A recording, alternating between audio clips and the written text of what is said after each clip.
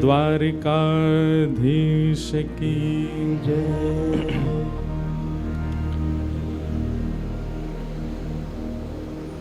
परम मंगल में परात्पर अखिलेश्वर अकारण करुणा वरुणालय भक्त वांछा कल्पतरु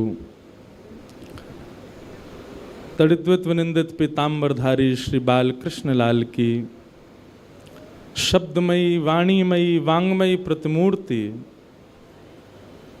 साक्षात कृष्ण स्वरूप श्रीमद् भागवत जी हमारे मध्य में विराज रही हैं, उन्हें बारंबार प्रणाम।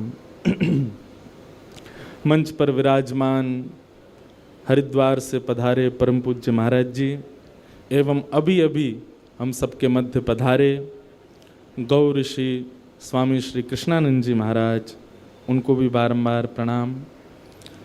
एवं उपस्थित समस्त विप्रवृंद, संगीत सेवा में पधारे समस्त गंधर्वजन, कथा के निमित्त मात्र यजमान और इस कथा के आयोजक बी पराग जी और उनकी धर्म पत्नी और पूरा परिवार,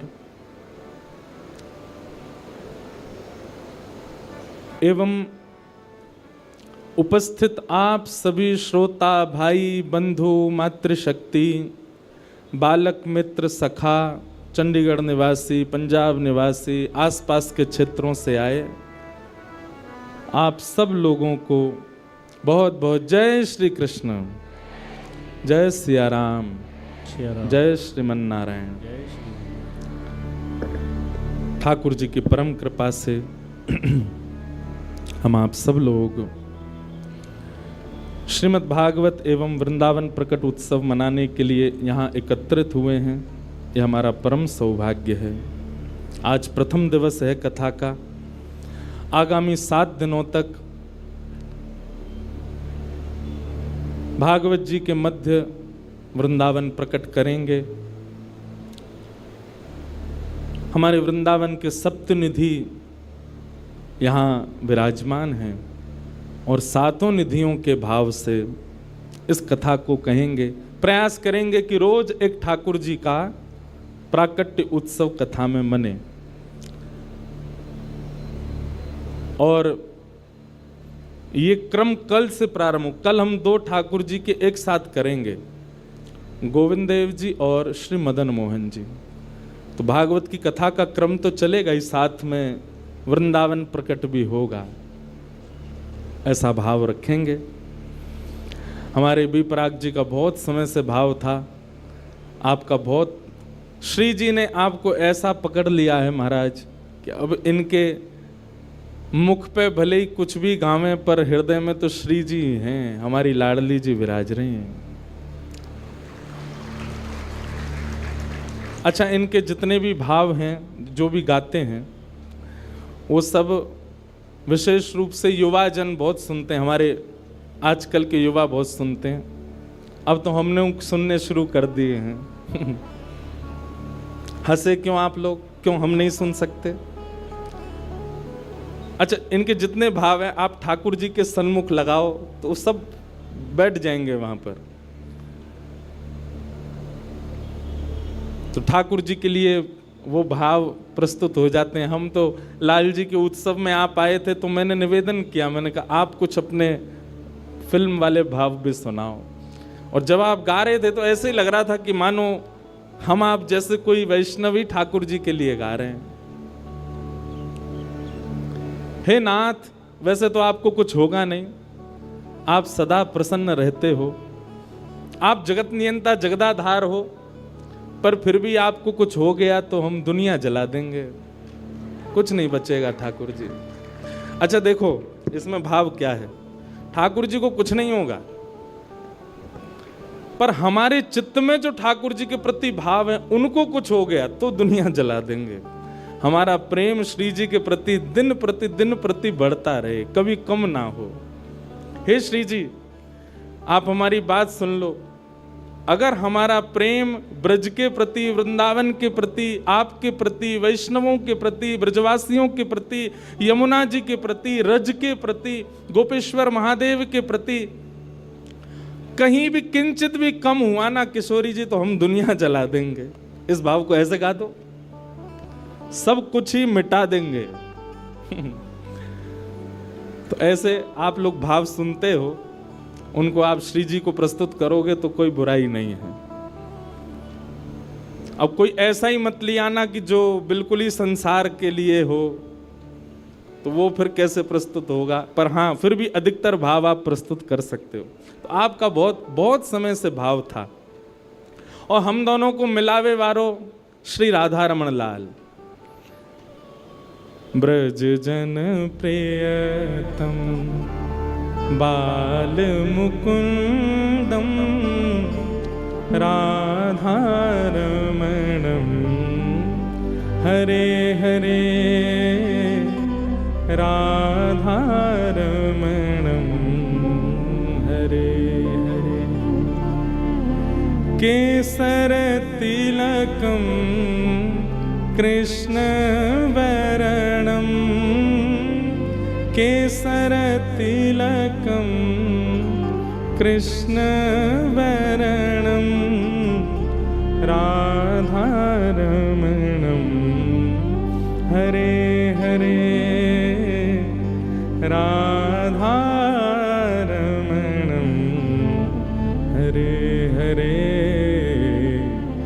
ब्रज जन प्रियतम बाल मुकुंदम राधा रमणम हरे हरे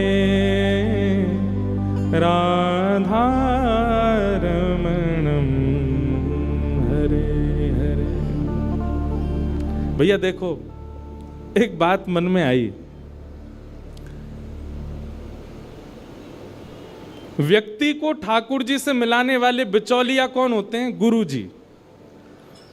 गुरु वही जो हरि सो मिलावे। आपको ठाकुर जी का परिचय कौन कराता है? आपको वृंदावन का परिचय कौन कराता है? आपको श्री जी का परिचय कौन कराता है? ब्रज के संत जन, ब्रज के रसिक जन, ब्रज के कथा वक्ता जन। तो बिचौलिया कौन हुआ? कथा वक्ता। कथा वक्ता बिचौलिया होता है। लेकिन भैया भक्त से भक्त को मिलावे में बिचौलिया ठाकुर जी होते हैं। हम दोनों उनको कौन ने मिलवायो? श्री राधा रमण जी ने मिलवायो। और एक बात सुनिएगा, जहां बिचौलिया ठाकुर जी होंगे ना, वो संबंध कभी नहीं टूट सकता, और वो संबंध बहुत पवित्र होता है। इसलिए हम तो संसार में सबसे कहते हैं, अपनी हर कथा में कहते हैं, पत्नी वो श्रेष्ठ मत मानिएगा जो देखने में बहुत सुंदर लगती है। पत्नी उसको श्रेष्ठ मत मानिएगा जो भोजन बहुत अच्छा बनाती है। पत्नी उसको श्रेष्ठ मत मानिएगा जो बहुत पढ़ी लिखी है। पत्नी वो श्रेष्ठ नहीं है जो समाज परिवार सबको संभाल ले। पत्नी वो श्रेष्ठ जो पति को ठाकुर जी की ओर और बढ़ावे, वो श्रेष्ठ। पति वो श्रेष्ठ जो पत्नी को ठाकुर जी की ओर बढ़ावे। बालक वो श्रेष्ठ नहीं जो दुनिया के सारे ऐश्वर्य को कमा के माता पिता के चरणों में रख दें। बालक वो श्रेष्ठ जो प्रहलाद और ध्रुव की तरह ठाकुर जी को घर में प्रकट कर दे। ऐसे ही बंधुओं, मित्र भी वो श्रेष्ठ नहीं जो रात में पार्टियां करवावे, सुबह पता चली हॉस्पिटलाइज्ड हो। ऐसा काय बात का मित्र? मित्र तो वो श्रेष्ठ जो रात में लेके गया, सुबह वृंदावन में मिले। कहां मिले? वृंदावन में पाए। संबंध वो श्रेष्ठ मानिएगा जिसमें बिचौलिया ठाकुर जी हैं, जिसमें बीच में ठाकुर जी हैं। जहां ठाकुर जी का संबंध नहीं है, जिन संबंधों में, वहां आप बहुत अच्छा नाटक किया कीजिए। भाई देखो, आप कहोगे महाराज जी आपकी बातें प्रैक्टिकल तब कब लगेंगी? संसार में रहने के लिए सबसे संबंध बहुत जरूरी है। जरूरी है, पर मैं एक बात कथा में कहता हूं, मानव को नाटक करना बहुत अच्छा आता है, पर वो नाटक करता है वृंदावन में, और संसार के सामने क्या वास्तविक रहता है। उल्टे हो जाओ, संसार के सामने खूब बढ़िया नाटक करो। अच्छा, ये गोपनीय बात है, हमारे बी पराग जी खूब संसार में रहते हैं, इनके मित्र बुरा नहीं मान जाएं, पर ये उन सब के सामने नाटक करते हैं, वास्तविक तो ये वृंदावन में ही होते हैं सब। अब भाई समाज के लोग हैं, सब करते हैं, नाचते हैं, गाते हैं, ऊधम मचाते हैं, पर वहाँ तो ये इनका वास्तव में नाटक ही होता। आज ये वास्तविक में ये रियल बी पराग जी हैं, जो कॉन्सर्ट में आप देखते हो वो नाटक वाले हैं। ऐसे ही भैया संसार के प्रति बहुत अच्छा नाटक करो, लेकिन अपनी श्री जी के सामने, राधा रमन लाल जी के सामने, ठाकुर जी के सामने वास्तविक हो जाओ। आप 3 बजे से पहले और 7 बजे के बाद जो करोगे वो नाटक है। वास्तविक में तो आप रियलिटी में अब हो जब आप कथा में बैठे हो, क्योंकि आप ठाकुर जी के सन्मुख हो। ठाकुर जी का स्मरण चिंतन आपके मति में, आपके मन में, आपके भाव में ठाकुर जी चल रहे हैं। यही वास्तविकता है आपके जीवन की। तो इसलिए भैया संबंधी वो अच्छा जिससे ठाकुर जी प्रिय लगे, संबंधी वो अच्छा, संबंध वो अच्छा, रिलेशनशिप वो अच्छा जिससे वृंदावन प्रिय लगे, संबंध वो अच्छा जिससे ब्रजवासी प्रिय लगे, संबंध वो अच्छा जिससे यमुना जी प्रिय लगे। कुल मिला के बाद जाते ठाकुर जी भा जाएं, वो संबंध अच्छा, उसको कभी मत छोड़ना, उसको कभी मत तोड़ना, सदा रखना। तो हमारो संबंध राधा रमन जी ने करवायो। इसी पद की खोज करते करते हम मिल गए, हमको ये मिल गए, और आज हम दोनों मिले तो इतने सारे लोग मिल गए, पूरा चंडीगढ़ ही मिल गया आज। वृंदावन प्रकट उत्सव की बधाई हो। अरे ने कि रूखी सी नहीं, जोर की दो बधाई हो, बधाई हो, बधाई हो। अब 7 दिन रोज बधाई गवेगी। वृंदावन प्रकट हो रहा है महाराज, हमारे चित्त में होना चाहिए। आहा, मन मेरा बन गया सखी रे पावन वृंदावन, राधा नाचे कृष्ण नाचे, नाचे गोपीजन। मन मेरा बन गया सखी रे पावन वृंदावन, ओहो मन मेरा बन गया सखी रे पावन वृंदावन। बोलो वृंदावन बिहारी लाल की। आइए अब कथा में प्रवेश करें और फिर बीच बीच कथा में ही वृंदावन के भाव सुनते रहेंगे। श्रीमद् भागवत जी का महात्मा आज हम सुनेंगे और कल से प्रथम स्कंद से कथा शुरू होगी। रोज हमारे भारत के श्रेष्ठ संत जन यहाँ पधारेंगे, आप सबको उनका दर्शन होगा। पर एक बात हमारी बहुत ध्यान से सुनना, हमने अधिकतर संत महापुरुषों को समय दिया है कथा में आने का, क्योंकि सबको आना जाना ही है 3 बजे का, और जब श्रोता ही आएंगे 4 बजे के बाद तो फिर आप लोग ही वंचित रहोगे उनके दर्शन से।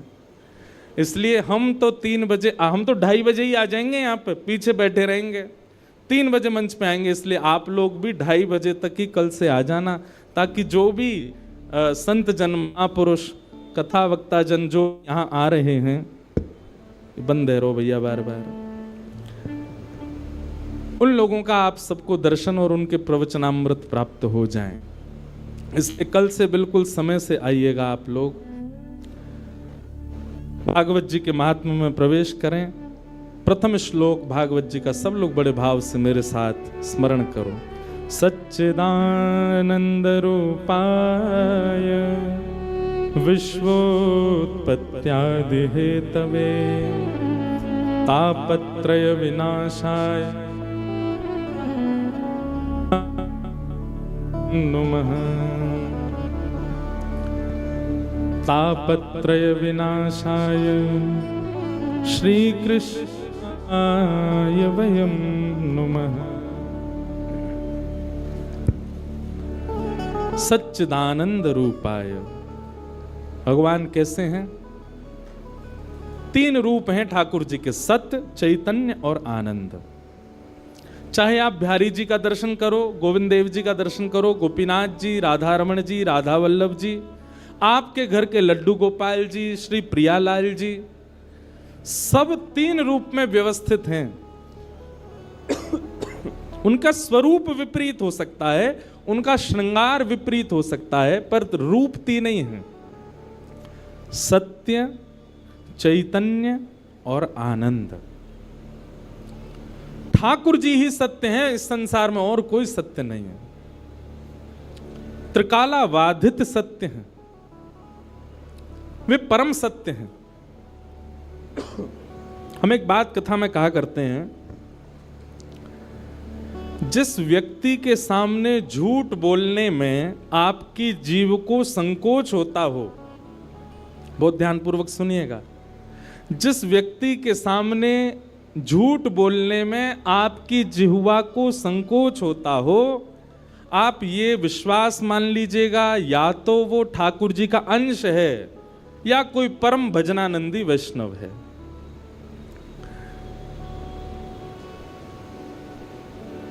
हमारा भजन केवल भगवत प्राप्ति नहीं कराता है। आप भजन करते हो, भजन से आपको ठाकुर जी मिल जाएंगे, ये एक बात है, पर दूसरी बात यह भी है कि आप भजन करते हैं तो आप एक ऐसा ऑरा लेकर के चलते हैं कि सामने वाला व्यक्ति आपके उस ऑरे में जब आता है तो असत्य भूल जाता है, वो नहीं बोल पाएगा आपके सामने। सामने वाला व्यक्ति आपके ऑरा में जब आएगा तो वो वह सब नहीं कर पाएगा जो वो रेगुलर बेसिस पर करता है। उस व्यक्ति के चित्त में कहीं ना कहीं ठाकुर जी के प्रति प्रेम प्रकट होता है। इसलिए भजन केवल इसलिए नहीं करना है कि हमको ठाकुर जी मिले, भजन इसलिए भी करना है कि वैष्णव जब चलता है, जब घूमता है, जब विचरण करता है, उसके विचरण से ना जाने कितनों का चित्त पवित्र होता है।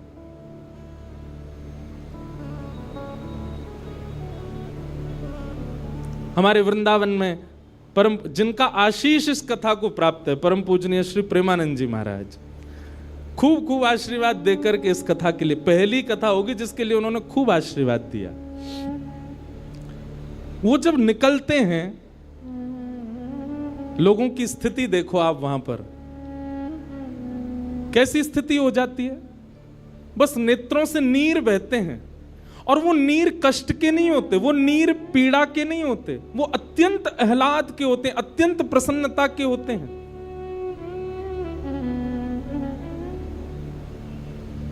कितने लोग घुटने पर बैठ करके अपने विषादों को, अपनी जीवन की समस्त पीड़ाओं को केवल उनके दर्शन मात्र से उनको लगता है कि बस सब नष्ट हो गया। ये आज की बात नहीं है, सदा सर्वदा से हमारे भारत में ऐसे ऐसे लोग जन्म लिए हैं। इस्कॉन के स्थापक ऐसी भक्ति वेदांत स्वामी श्री प्रभुपाद, अरे महाराज, विदेश की भूमि पर जाकर के उनके दर्शन मात्र से अंग्ल देश के लोग हरे कृष्ण कृष्ण कृष्ण हरे हरे, हरे राम राम राम हरे हरे महामंत्र का उच्चारण करने, क्या जाने वो कौन कृष्ण, कौन बलराम, कौन यशोदा मैया। बुरा नहीं मानिएगा, दुर्भाग्यवश हम सनातनी लोगों के बच्चे इतना नहीं जानते होंगे, पर भक्ति वेदांत स्वामी श्री प्रभुपाद जी की कृपा से अंग्रेजों के बच्चे, उनको गीता के 700 श्लोक याद है, उनको भगवत गीता कंठस्थ है, उनको ठाकुर जी की पूरी लीलाएं याद है। स्वामी श्री विवेकानंद, किन किन का नाम लें हम, इनकी उपस्थिति मात्र से, इनके आने, रियल इन्फ्लुएंसर इनको कहा जाता है। किनको कहा जाएगा? जो आपकी बुरी आदतों को भी केवल अपनी उपस्थिति मात्र से नष्ट कर दे। अरे बोलना तो बहुत आगे की बात है, प्रवचन करना बहुत आगे, वो खड़े हो जाएं सामने, आप कुछ गलत कर नहीं सकते। क्यों? क्योंकि उनके भजन में इतनी सामर्थ्य है, उनके भाव में इतना बल है कि आप उनके सन्मुख कुछ अपशब्द बोले ही नहीं सकते, सोच ही नहीं सकते। दुनिया के सामने आप नेत्र बंद करो तो आपके चिंतन में विषय भी आ जाएंगे, आपके चिंतन में सांसारिक वस्तुएं भी आ जाएंगी, पर आप किसी ऐसे वैष्णव के सामने खड़े हो, आप चाह कर के भी विषय का चिंतन नहीं कर सकते, आप चाह कर के भी संसारी भोग विलासों को सोच नहीं सकते। इसलिए भजन केवल इसलिए नहीं करना है कि हमको ठाकुर जी मिलेंगे, भजन इसलिए भी करना है क्योंकि भजन करने से जब आप चलते हैं, फिरते हैं, घूमते हैं, बैठते हैं, उठते हैं, तो आपके भजन के प्रभाव से कितनों पर क्या क्या प्रभाव हो रहा है आप नहीं जानते। भगवान सत्य है, कितना भी बड़ा झूठा व्यक्ति क्यों ना हो, ठाकुर जी के आगे सत्य ही बोलता है, वहां असत्य नहीं बोल सकता। हम एक बात कथा में कहा करते हैं, बहुत ध्यानपूर्वक सुने सब लोग, इधर देखो, यहां देखो, 3 घंटा बस हमको ही देखना है आपको, और बिल्कुल यूं चिंता मत करियो कि हमने ज्यादा देखो तो व्यास जी को नजर लग जाएगी, बिल्कुल नहीं लगेगी। हमारे संग में ठाकुर जी हैं, कारे हैं, या को मतलब कारो काजल संग ही है, तो कोई नजर फजर नहीं लगेगी। आप भाव से कथा सुनो। हाँ, कोई आवे कोई जावे, आपका मन विचलित नहीं होना चाहिए, बड़े भाव से सुनो। तो भगवान सत्य हैं। अत्यंत असत्य बोलने वाला व्यक्ति भी ठाकुर जी के सामने असत्य नहीं बोल सकता, वहां सत्य ही प्रकट होता है। तो मैं कथाओं में कहा करता हूं, 108 माला रोज करने वाला, नित्य तिलक लगाने वाला, कंठी माला धारण करने वाला, एकादशी व्रत करने वाला, हर महीने वृंदावन जाने वाला, उस व्यक्ति का जितना पुण्य है, उस व्यक्ति की जितनी भक्ति है, उस व्यक्ति की जितनी श्रेष्ठता है, उतनी ही श्रेष्ठता उस व्यक्ति की भी है जो सत्य का आचरण करता है। भले ही वो तिलक नहीं लगाता है, भले ही वो एकादशी नहीं रखता है, भले ही वो कंठी नहीं पहन पाता, भले ही वो वृंदावन नहीं जा पाता, पर सत्य वचन बोलता है, सत्य का आचरण करता है, ऐसा व्यक्ति भी पुण्यात्मा है, ऐसा व्यक्ति भी साधक है। क्यों? वो सत्य की उपासना कर रहा है। तो भगवान का पहला स्वरूप क्या है? सत्य। वे सत्य हैं। और कैसे सत्य? बोले त्रिकालाबाधित सत्य हैं। जब हम नहीं थे वृंदावन तब भी था, आज हम हैं वृंदावन आज भी है, हम नहीं रहेंगे वृंदावन बिहारी लाल, कुंज बिहारी लाल, राधा रमन लाल तब भी रहेंगे। अरे जब ये स्वरूप प्रकट नहीं हुए थे वृंदावन तब भी था। वृंदावन कोई ब्रह्मा की बनाई कृति नहीं है। वृंदावन को तो हमारी श्यामा जी ने अपने स्वयं के निज कर से बनाया है। वृंदावन का एक एक कण, वृंदावन में एक एक पौधा, वृंदावन की एक एक गली कूचा, वृंदावन की एक एक वस्तु श्री जी ने पधराई है। इसलिए उसके प्रति कभी दुर्भावना नहीं लानी चाहिए चित्त में।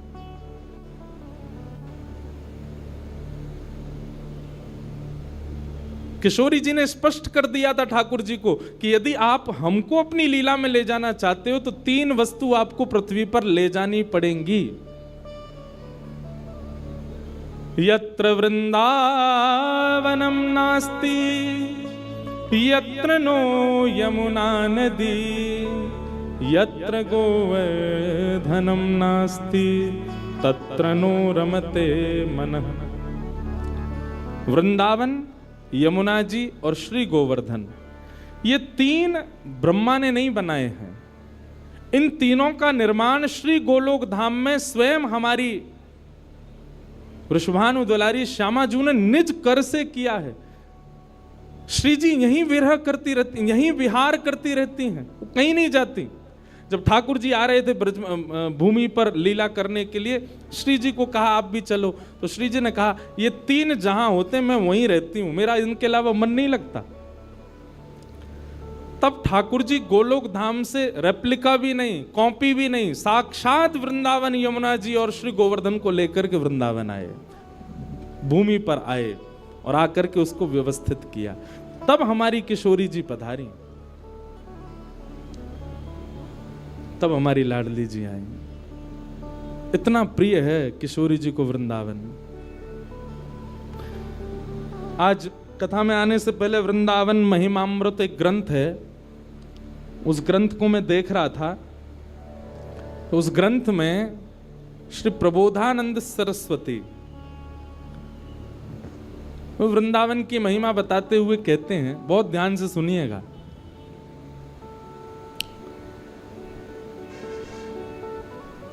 इस दुनिया में सबसे बड़ा आश्चर्य क्या है? इस दुनिया में सबसे बड़ा आश्चर्य है भगवान, सबसे बड़े आश्चर्य। और उन आश्चर्य रूपी भगवान ने दुनिया बनाई तो निश्चित है कि दुनिया भी आश्चर्य रूप से भरपूर है। वो 7 वंडर्स नहीं, 7 आश्चर्य नहीं जो लोग देखने जाते हैं, पर दुनिया में हर वस्तु, मैं भी आश्चर्य हूं, आप भी आश्चर्य हो, हम सब आश्चर्य हैं। क्यों? क्योंकि हमको आश्चर्य रूपी भगवान ने बनाया है। आश्चर्य का मतलब समझते हैं ना? आश्चर्य रूपी भगवान ने सृष्टि को बनाया तो निश्चित है कि सृष्टि आश्चर्यजनक है। आश्चर्यजनक भगवान ने आश्चर्यजनक सृष्टि को बनाया, पर ऐसे आश्चर्यजनक भगवान जिनको देख के ब्रह्मा भी आश्चर्यचकित हो जाता है, वह श्री कृष्ण भी वृंदावन को देख करके आश्चर्य में रहते हैं। वह श्री जी भी वृंदावन को देख करके आश्चर्य में रहती हैं। वह सब सखियां भी, बलराम जी भी, ये सब वृंदावन को देख करके आश्चर्य में रहते हैं कि ये कैसा है। श्रीमद् भागवत में केवल वृंदावन के लिए लिखा है, वृंदावनम संप्रविश्य सर्वकाल सुखावम। ठाकुर जी इतने प्रसन्न हुए, जैसे ही वृंदावन आए तो वृंदावन आते ही ठाकुर जी की प्रसन्नता में नेत्रों से अश्रुबिंदु प्रकट हो गए। इतने प्रसन्न हो गए ठाकुर जी।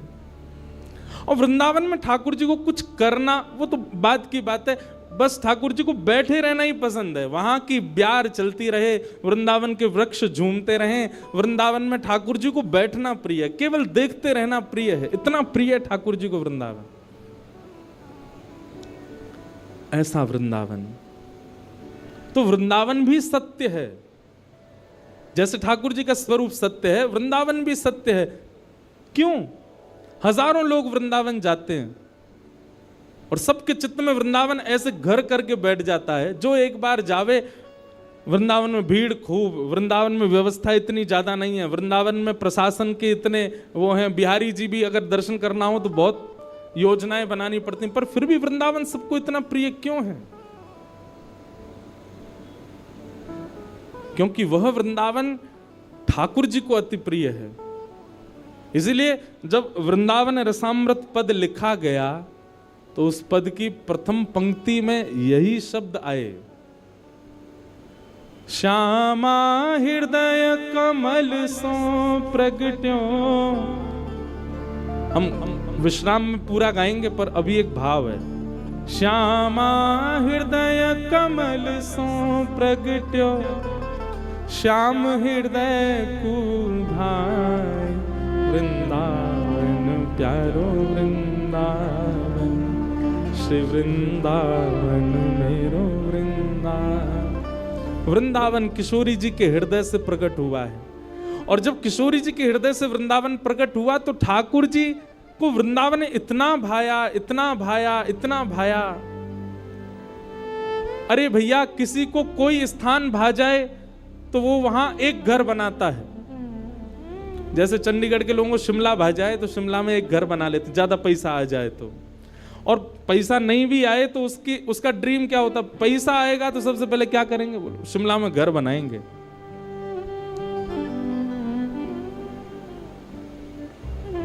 और कौन सी जगह कल जो हम देख रहे थे, आपके घर से जो दिखती है, कौन सी जगह है वो? है कसौली, वहां घर बनाएंगे।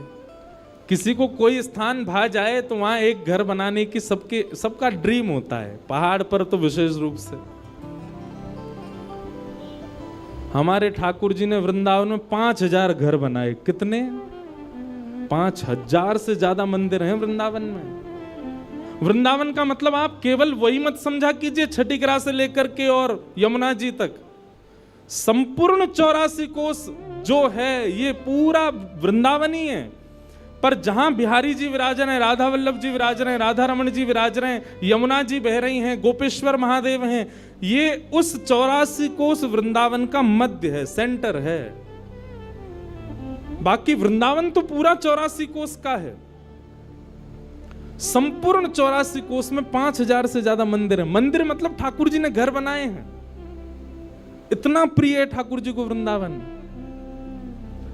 और जो ठाकुर वृंदावन से चले भी गए, मदन मोहन जी, गोपीनाथ जी, गोविंद देव जी, वो जहां जाके विराजे वृंदावन वहां प्रकट कर लिया। आप कभी जयपुर जाइए, जयपुर में गोविंद देव जी जाइए, आपको ऐसा लगेगा ही नहीं कि आप राजस्थान में हो, ऐसा लगेगा वृंदावन में ही है। मदन मोहन जी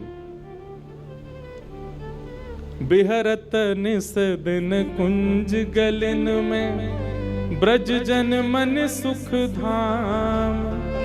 मदन मोहन को रूप निरख के, सनातन बलि बलि जाए, वृंदावन प्यारो। मदन मोहन जी, सनातन गोस्वामी ने इनको प्रकट किया। मदन मोहन जी भी पहले जयपुर में ही विराजते थे। गोपीनाथ जी, गोविंद देव जी और श्री मदन मोहन जी तीनों जयपुर में ही थे। बहुत ध्यान से सुनिए सब लोग। तो जयपुर के राजा की पुत्री मदन मोहन जी की सेवा करती थी। मदन मोहन जी कोई लाड़ लड़ाती, पूरे दिन उन्हीं को सजाती रहती, उन्हीं का श्रृंगार करती, सेवा करती। राजा स्वयं गोविंद देव जी की सेवा करते और उनकी जो पत्नी थी वो गोपीनाथ जी, मतलब पूरा परिवार ही तीनों ठाकुर की सेवा करते थे। अलग अलग भवन में, अलग अलग महलों में ठाकुर जी विराजते थे। तो राजा की पुत्री का विवाह हुआ करौली राजस्थान में, जहां मदन मोहन जी अभी विराजते हैं। तो राजा की पुत्री का जब विवाह हुआ तो पुत्री से राजा ने कहा, बिटिया ये बताओ तुम्हारा विवाह है, तुमको हम दहेज में क्या दें? वैसे तो हमने सब दिया, लेकिन फिर भी तुम्हारी कोई इच्छा हो तो मांगो। उसने कहा, पिताजी मुझे सबसे ज्यादा प्रेम श्री मदन मोहन जी से है। आप माता जी और पूरा परिवार गोविंद देव जी, गोपीनाथ जी की सेवा किया करो। मदन मोहन जी को मैं ले जाऊं अपने साथ, अपने ससुराल में इनकी सेवा करूंगी। बड़ी अच्छी कथा है, ध्यान से सुनना। राजा रोने लगा, अपनी पुत्री के चरणों में सर झुका के बोला, मुझे क्षमा कर दे पुत्री, तू जो मांगेगी सो दूंगा, पर ये मेरे हृदय हैं, मैं इनको नहीं दे सकता। मैं वृंदावन से मुगलों से बचा करके इनको लेके आया हूं। वैसे तो ठाकुर जी को बचने की कोई आवश्यकता, ठाकुर जी कृपा करके आए हैं जयपुर में राजा के ऊपर, पर इनको देख करके मेरे प्राण बचते हैं। तू जो मांगेगी सो दे दूंगा। पर मदन मोहन जी बोले, पिताजी गोविंद देव जी, गोपीनाथ जी हैं ना आपके पास में, मदन एक ठाकुर जी मुझको दे दो। यहां राजा की जिद हो गई, नहीं दूंगा। पुत्री की जिद हो गई कि मुझे तो चाहिए, नहीं तो मैं विदाई नहीं होंगी। राजा की पत्नी ने भी कहा, अब इतनी कह रही है तो आप दे दीजिए ना, हमारे पास 2 ठाकुर हैं, इनकी सेवा हम करेंगे विस्तार से। और वैसे भी मदन मोहन जी की पूरी सेवा बचपन से उसने ही की है। तो राजा ने एक प्रस्ताव रखा। बोले, अच्छा पुत्री एक काम करते हैं। बोले, क्या? मैं तेरी आंख पे पट्टी बांधूंगा और आंख पे पट्टी बांध करके मदन मोहन जी जैसे 7 स्वरूप तेरे सामने खड़ा करूंगा, जिनमें से 6 स्वरूप जो होंगे वो मैं बनवाऊंगा और 1 स्वरूप वास्तविक मदन मोहन जी होंगे। आंख पे पट्टी बांध करके तुझे स्पर्श करके अगर तूने असली मदन मोहन जी को पहचान लिया तो मैं ये मान जाऊंगा कि तू नहीं, ठाकुर जी तेरे संग जाना चाहते हैं। ठाकुर जी की इच्छा पता चल जाएगी। तो राजकुमारी बोली, ठीक है, आप ये प्रयोजन कीजिए।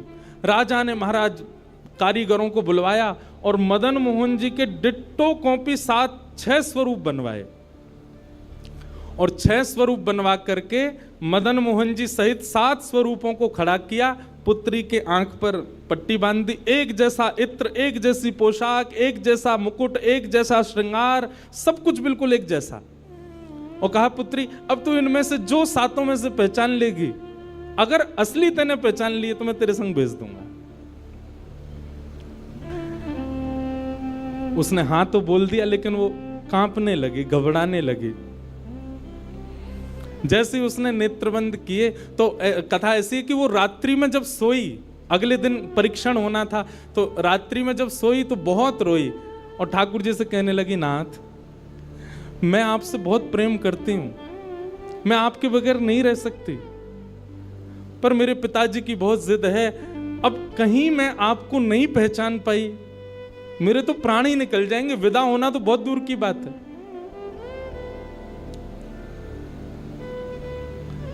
रुदन करते करते करते करते, बंधुओं एक मेरी बात बहुत ध्यान से सुनिएगा, कभी ठाकुर जी के विरह में यदि आपके अश्रु नहीं आए हैं ना, तो अभी आप भक्ति के भाव से बहुत दूर हो। आपको वृंदावन जाना अच्छा लगता है, वृंदावन में घूमना अच्छा लगता है, राधा राधा नाम ध्वनि पर झूमना अच्छा लगता है, कथाएं प्रवचन सत्संग बढ़िया लगते हैं। ये सब एक प्रथम सोपान, प्रथम सीढ़ी है, पर प्रमुख सीढ़ी तो भजन मार्ग या भक्ति पथ की विरह है। अगर वो आपके चित्त में कभी ठाकुर जी के लिए नहीं आया है, तो अभी आप बहुत पीछे छूटे हुए हो। रात भर रोती रही और रुदन करते करते, नाथ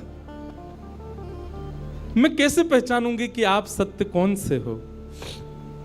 मदन मोहन जी उसके स्वप्न में आ गए और स्वप्न में आकर के बोले, तू चिंता मत करे, तेरो ही मन ना है मोह ले जावे को, मेरो भी मन है रो तेरे संग जावे को। अरे जे सब मेरी सेवा तो करें, पर तेरी जैसी सेवा तो कोई करेगा ना, मेरो भी बड़ो मन है तेरे संग चलवे को। तो उसने कहा, तो नाथ कुछ कृपा तो करो। बोले हाँ मैं एक काम करूंगा। बोले कहा, तू सबरे स्वरूपन को जब स्पर्श करेगी ना, तो असली मदन मोहन जो मैं हूं, तू मेरे हाथन को स्पर्श करियो। तो हाथ कैसे? ऐसे। ठाकुर जी त्रिभंग लली ठाकुर जी हैं। तो ठाकुर जी बोले, तू मेरे हाथन को स्पर्श करियो, तो जितने मेरे अन्य स्वरूप हैं 6, वो तो ऐसे ही रहेंगे, लेकिन जैसे ही तू वास्तविक मेरे सामने आवेगी, सो मैं अपनी इकन्नी उंगली उठा दूंगा, अपनी कोने वाली उंगली उठा दूंगा।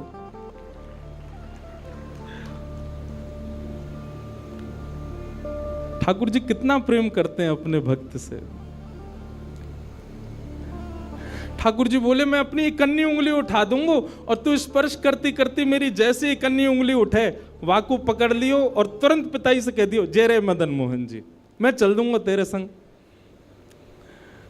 अब तो दूसरे दिन वो पिताजी के पास गए, पिताजी जल्दी करिए, कब चलना है, कब। बोले, तुझे तो इतना विश्वास है जैसे तू वास्तविक में मदन मोहन जी को ले ही जाएगी, लेकिन बिटिया तू भी याद रखियो, मैंने ऐसे स्वरूप बनवाए हैं कि कोई बता ही नहीं सकता कि असली मदन मोहन कौन से।